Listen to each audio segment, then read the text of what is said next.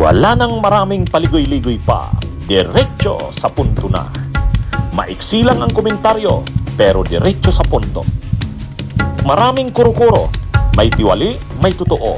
Dito, sa puntong diretso tayo. Punto, diretso.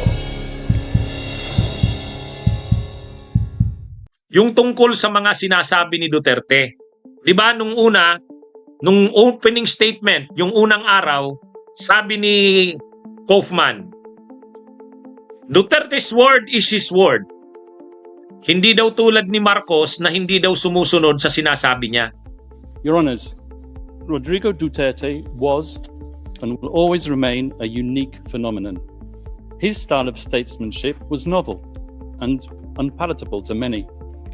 His expletives and hyperbole grated, while his honesty and wild popularity irritated. He spoke openly, from the heart, sincerely and truthfully.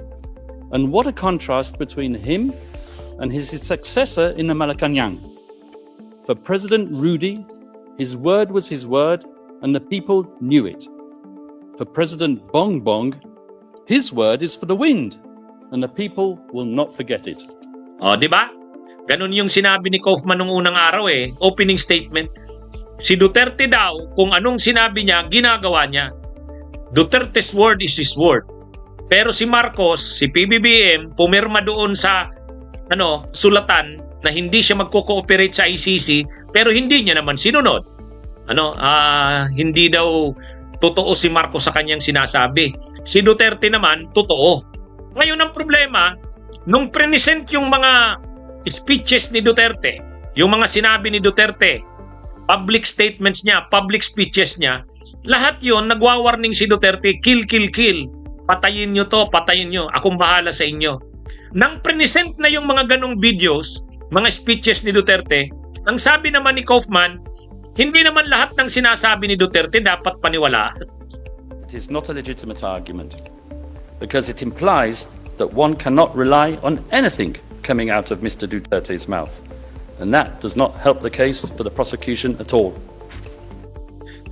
Kaya, sabi ngayon ni ang sagot ngayon ni Attorney Julian Nicol, sinupalpal si Kaufman, ibig mong sabihin, ang kliyente mo, liar and perjurer? Ibig mong sabihin, liar, sinungaling, saka perjurer? Bakit perjurer? Under oath siya, nagsasalita siya, tapos sasabihin mo yung mga sinabi niya under oath, hindi totoo, nagsisinungaling siya doon. Ay parang inamin mo ng ganun. My friend is trying to kind of have it both ways on how Your Honor should treat Mr. Duterte's utterances, his speeches, his words. On day 1, T0004 at page 30, lines 18 to 19, my friend said, Duterte's word was his word and the people knew it, end quote. Yesterday, worried about his client's confessions, that's what they are, he said, quote, this is a T0006, page 7, lines 5 to 7, he said, quote, one cannot rely on anything coming out of Mr. Duterte's mouth. All right, that's good to know if he ever decides to testify, and for his representations on interim release, that you can't trust a word that comes out of his mouth. But beyond that, as I went through on Monday, 3 times under oath, Mr. Duterte said in committee hearings, I have a death squad. Is Mr. Kaufman saying that his client is a liar and a perjurer who has no problem lying under oath? Kaya doon, barado na naman si Kaufman. Kasi, nagpipip-flap. Iba-iba ang pagtingin ni Kaufman sa mga sinasabi ni Duterte. Nung una, sinabi niya, Duterte's word is his word. Kung ano yung sinabi niya, gagawin niya. Tapos nung bandang uli, nung pinisent yung mga videos na si Duterte ay nagsasalita tungkol sa mga pagpatay, sinasabi ni Duterte, gawin nyo yan, akong bahala sa inyo. Nung tinanong siya, kung talaga bang sinabi niya yung mga ganon, sa pagdinig sa Quadcom, sinabi ni Duterte, oo, sinabi ko talaga yan. Ang sinabi na ngayon ni Duterte, ni Kaufman, hindi naman lahat ng sinasabi ni Duterte papaniwalaan mo. Kaya matindi yung bara sa kanya ni Attorney Julian Nichols.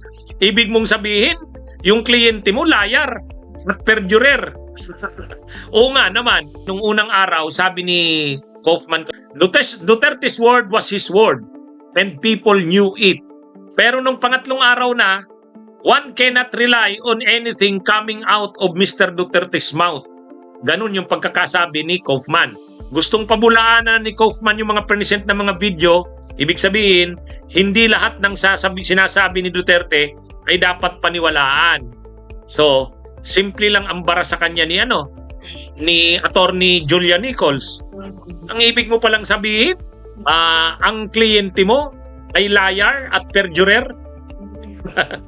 O nga naman, liar at perjurer. Oh, bakit liar? Hindi mo papaniwalaan yung sinabi, kasasabi mo lang na yung word ni Duterte ay his word.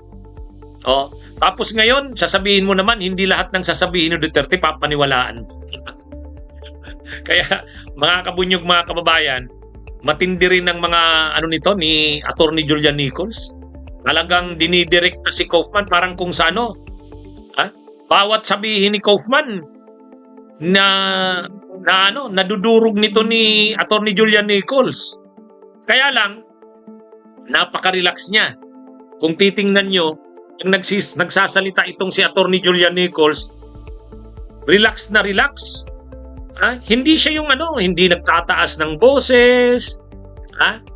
Ano siya, mga kabunyog, mga kababayan, napaka-relax. Itong kanyang mga sinasabi, pag nagsalita siya, matindi. Parang sinasampal ng tambal si Kaufman. Kaya sabi ko, pahiya si Kaufman dun. Kaya nagpi-flip-flop si Kaufman. Sasabihin niya sa isang banda ganito, tapos sa isang banda naman sasabihin niya ganun. O di medyo ang sabi na ni Attorney Julian Nichols, ano ba talaga? Anong papaniwalaan natin? Eh di, liar pala at perjurer. Bunyog, halikan na kasama ka. Bunyog, kapag buklod ay may pag-asa. Luzon, Visayas, Mindanao, isa ang pananaw. Sa bagong Pilipinas ang bunyog isisigaw. Bunyog,